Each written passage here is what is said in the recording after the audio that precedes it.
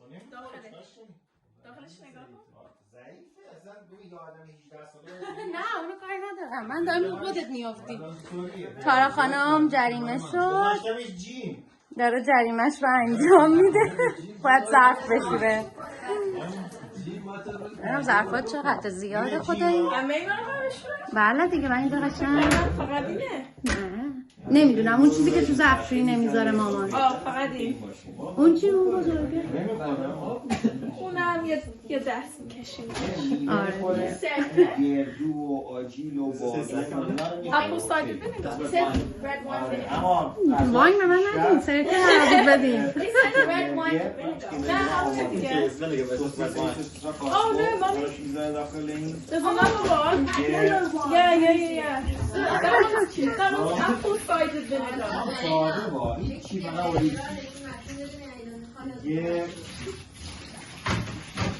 نشستم حالا باید دوباره خوب بشون.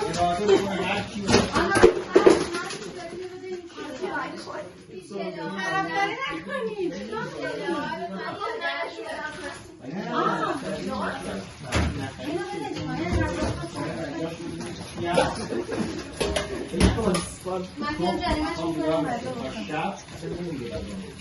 خوب ظرف میشه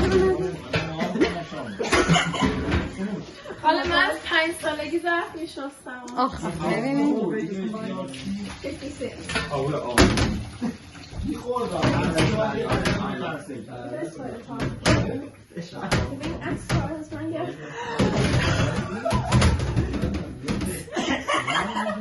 وای برنامه ها میدید با سکون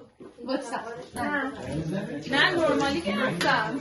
نه بابا نورمالی زیم انا سرکه داری؟ میخوایی که سرکه آبی بخورم؟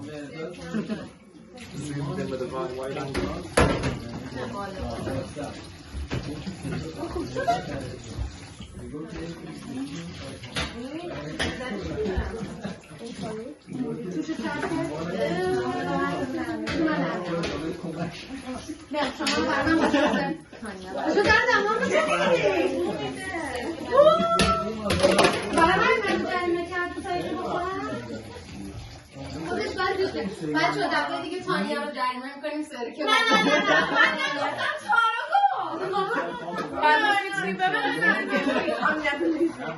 آقا اون چه کنی ظرفاش همه شد نمیرم تو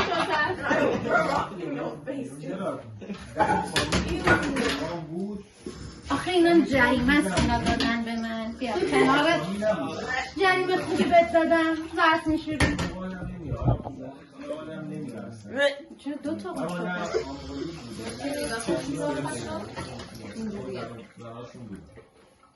الان نمیتونی میدونی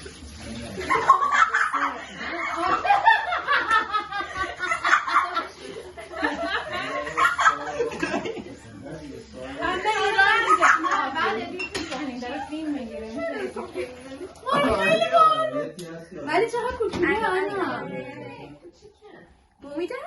بزرگ بودنه حالا من پیدا بود تو اصلا؟ آخه که جریمه سرکه میده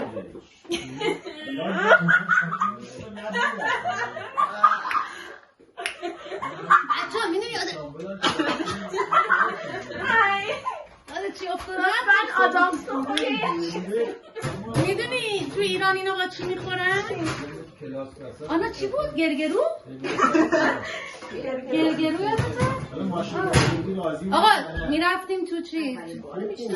بابا تو ایلا باقوردی تو نمیخوردیم؟ یه سبزیایی رو با سرکه میخوردیم خالی فیلم نگرفت باید یه بار دیگه بخوریم. کی دستش زد؟ وای من نمیخورم قاشقم خالی برنده